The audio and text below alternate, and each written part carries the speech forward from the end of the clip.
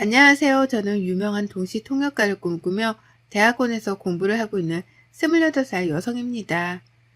시험 기간도 끝나고 바쁜 일이 끝나 조금 한가한 시간에 사연 채널을 챙겨 듣고 있었는데 제가 겪었던 사연을 보내보면 어떨까 하고 이렇게 글을 쓰게 되었네요. 사실 저는 작년에 어이없는 파혼을 경험했어요. 전 남자친구네 집에서 정확히 말하면 예비 시어머니가 너무 터무니없는 것들을 요구하시길래 이런 집안과 결혼하면 제 인생이 망할 것 같아 파혼했습니다. 정확히 말하면 자기가 말하는 요구 조건을 들어주지 않으면 결혼을 허락하지 않겠다는 말이었죠. 너무나도 뻔뻔한 이야기였고 저는 당연히 납득을 할 수 없어 그 자리에서 파혼을 선언했어요. 옛날이야 남자가 집 해오고 여자가 혼수해오기도 했는데 요즘엔 반반 결혼이 대세 아닌가요? 결혼 이야기가 오갈 때도 공평하게 하자는 남자친구의 말만 믿고 결혼을 진행했다가 예비 시어머니 덕분에 현실을 자각하게 되었는데요. 그럼 지금부터 제 파혼 사연 들려드릴게요. 전 남자친구를 만난 건 대학을 졸업해서 모 기업의 통역사로 활동하면서였어요. 어려서 꿈은 외국어이었지만 우리말이 아닌 다른 나라의 말을 배우고 익히는 게 재미가 있더군요. 그래서 동시 통역가에 대한 꿈을 키우게 되었고 영어 영문학과를 전공해 대학을 졸업하자마자 좋은 기회로 모 중견기업의 해외 사업팀에 입사를 하게 되었습니다. 제가 하던 업무는 외국어로 된 문서를 번역하거나 외국인 바이어들과 미팅 자리에서 통역을 해주는 일이었습니다. 남편은 회사 마케팅팀에서 대리로 일을 하고 있는 직원이었고요. 우연히 한 프로젝트를 같이 담당하게 되면서 남편의 부서와 제가 속해 있는 팀이 같이 해외 출장을 가게 되면서 인연이 시작되었어요. 둘 다 팀의 막내였던지라 자주 대화를 하게 되었고 붙어있는 시간도 많다 보니 자연스레 친해졌습니다. 나이도 같고 취미도 비슷했던지라 사적인 만남의 횟수가 늘면서 사랑의 감정이 싹 트더군요. 당시에는 저희 둘 다 사회 초년생이었기 때문에 모아둔 돈도 별로 없었고 어느 정도 직장에서 자리를 잡으면 결혼을 하기로 했었죠. 그렇게 저희는 3년의 긴 연애 끝에 미래를 함께하기로 약속했습니다. 사실 저희 집은 조금 부유한 편이었습니다.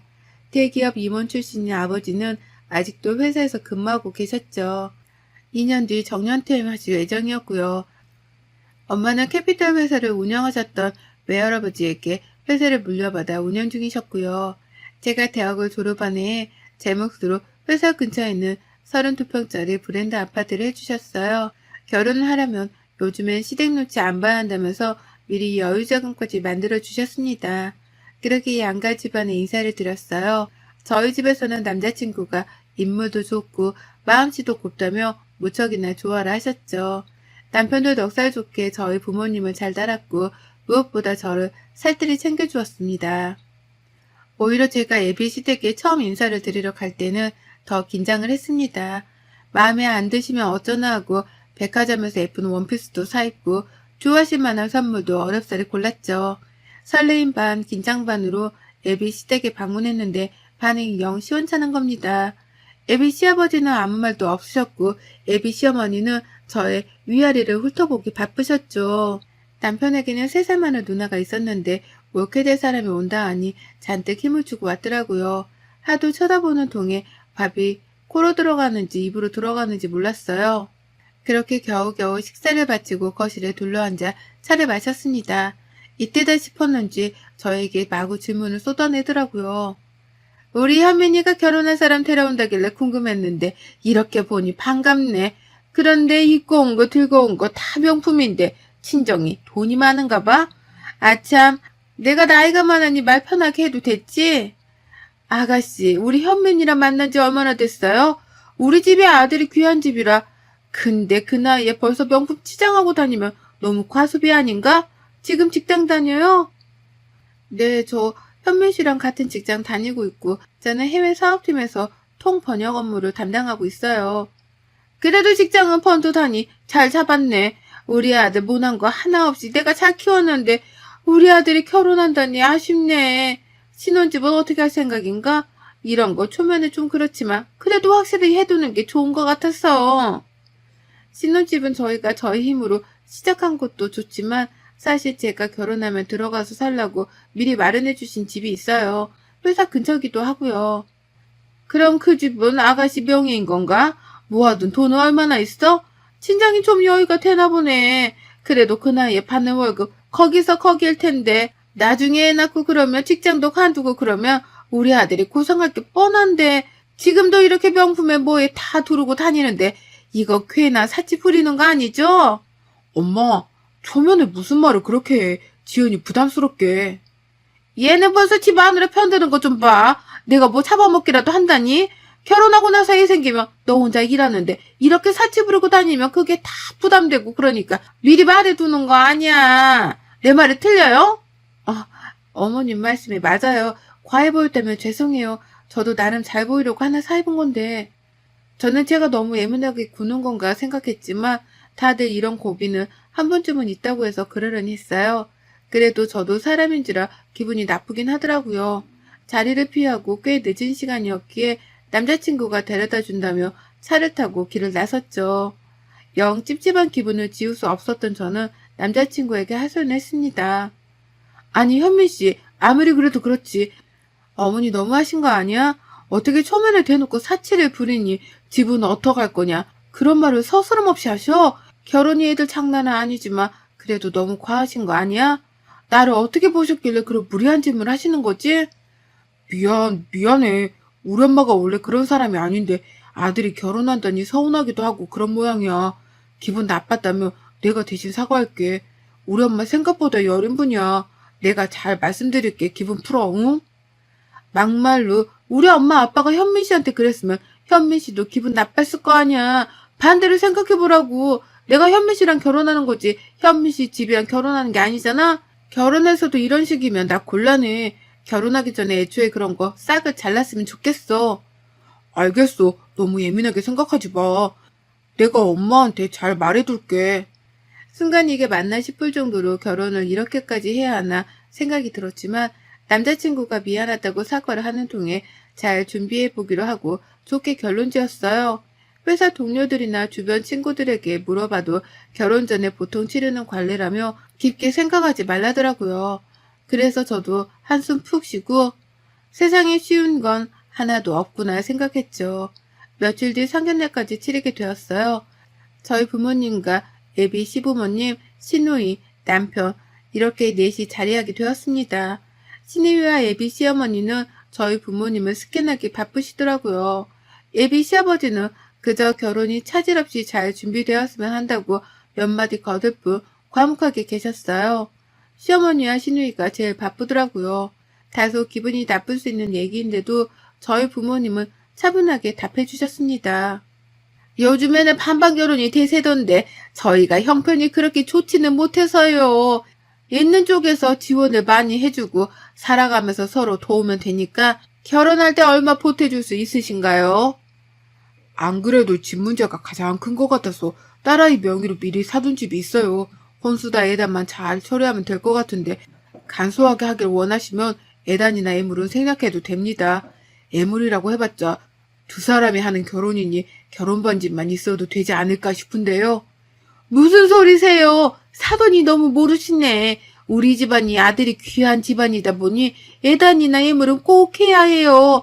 그동안 제가 금이야 오기야 얼마나 잘 키웠는데 그것도 안 하고 넘어가면 집안 사람들한테 체면도 안 서고 우리 현민이 입지가 안 좋아지니까요. 그건 그렇습니다. 그럼 원하시는 애단 애물 있으시면 김서방 통해서 보내주시죠. 최대한 맞춰드리겠습니다. 어머, 사돈어른 정말 화끈하시다. 그럼 저도 필요한 거 있으면 말해도 되나요? 그럼요. 하나밖에 없는 딸아이가 결혼한다는데 잘 봐주십사. 그 정도는 당연히 해드려야죠.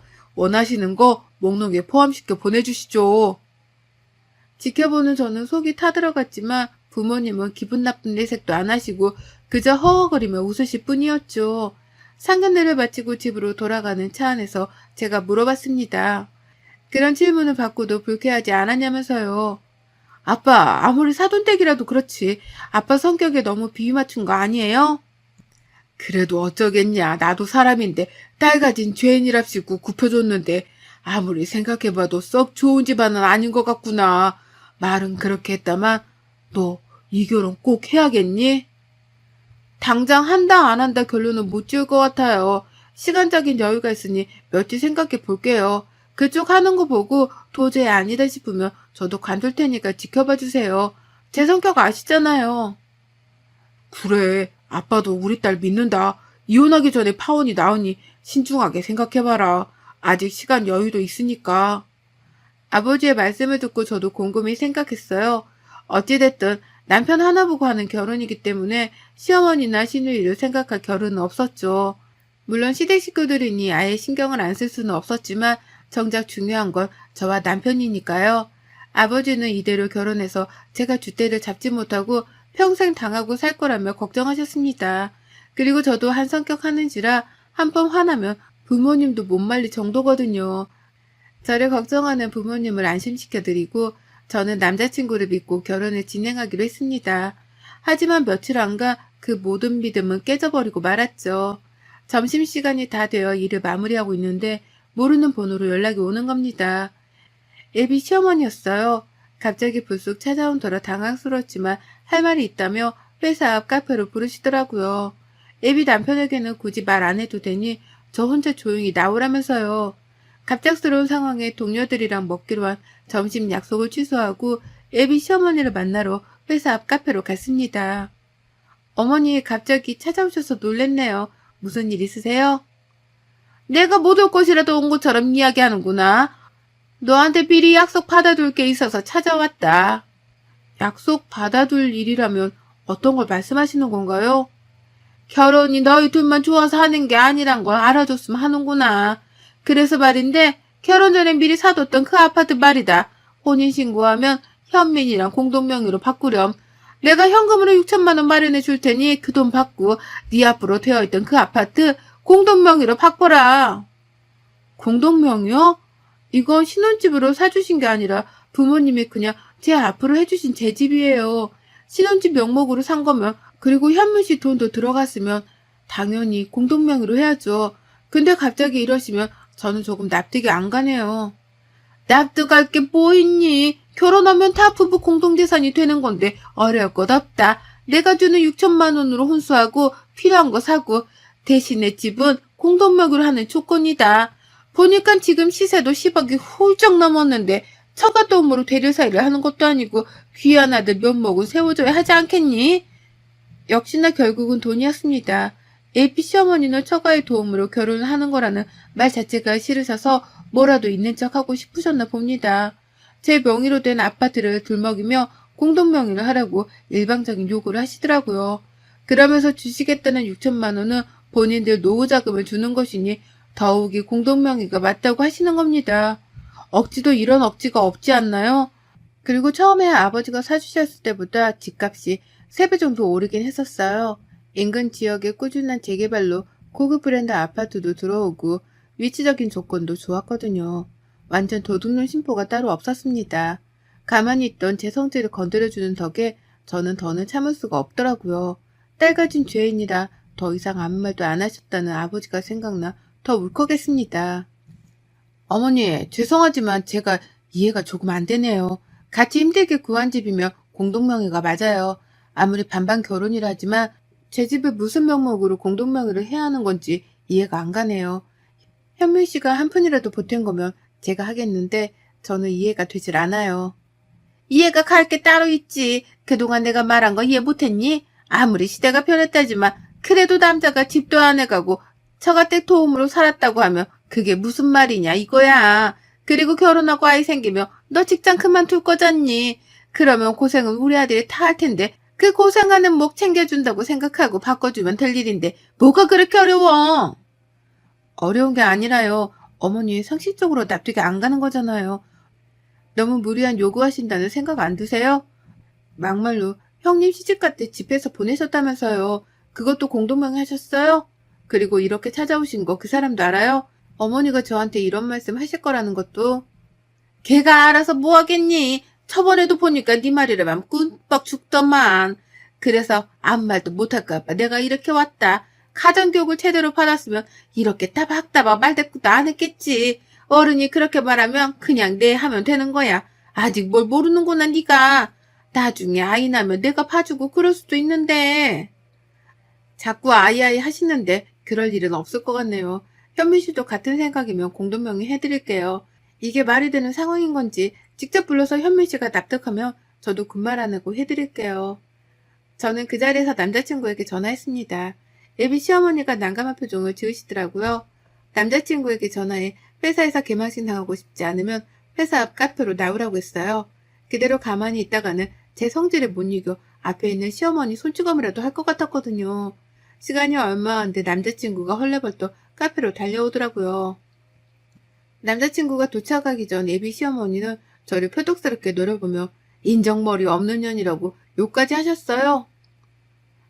현민 씨, 지금 어머니가 나한테 하신 말씀이 있으시다고 해서 얘기 나눠보니 우리 신혼집을 공동명의로 하라시네? 나중에 아이 낳고 이러시면 자기 혼자 고생할 거 아니냐고. 아들에게 살려야 하지 않겠냐고. 집 공동명의 안 해주면 결혼 허락 안 하시겠다는데 당신 들은 거 있어? 이게 다 무슨 소리야? 공동명의는 뭐고 결혼 허락을 안 하겠다는 것도 뭔데? 이 표독스러운 년? 굳이 이렇게까지 해야겠니? 그래, 내가 이참에 할 말 좀 했다. 여자가 돈이 많으면 뭐하니? 융통성이 없는데. 몸에 명품 휘감고 다니면 자기가 부자인 줄 아나? 부부가 되려면 그 정도는 감수해야지. 그리고 하나밖에 없는 우리 아들 데리고 살려면 그 정도는 해야 되는 거 아니야? 이 뻔뻔한 년. 뭐예요? 표독스러운 년, 뻔뻔한 년? 정말 뻔뻔한 게 누구신데 이래요?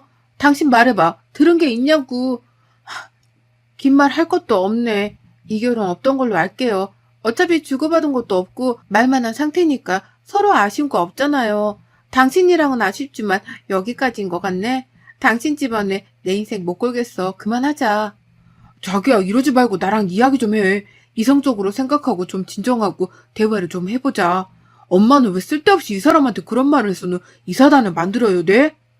됐다. 이런 못된 것이랑은 결혼하는 게 아니야. 네가 훨씬 아깝다. 너한테 시집 오르고 주선 아가씨들이 얼마나 많은데 쥐뿔도 없는 게 집 한 채 있다고 까불기는. 어머니, 아니 아줌마, 말 다 하셨어요? 그대가들 그 상태로는 그 누구와도 결혼 못해요. 아세요? 어떤 미친년이 냉큼 재산 가져가겠다는데 결혼해요? 제정신이 아니고서야. 암튼 우리 결혼 없던 걸로 해. 이 시간 이후로 서로 연락하는 것도 없고 회사에서 마주쳐도 아는 척 하지 말고. 아줌마, 인생 날로 먹으려고 하지 마세요. 아들 팔아서 장사하세요? 어이가 없어서 참. 저는 그 자리를 박차고 나왔어요. 드라마처럼 정신 좀 차리라고 물을 부어주고 싶었지만 참았습니다.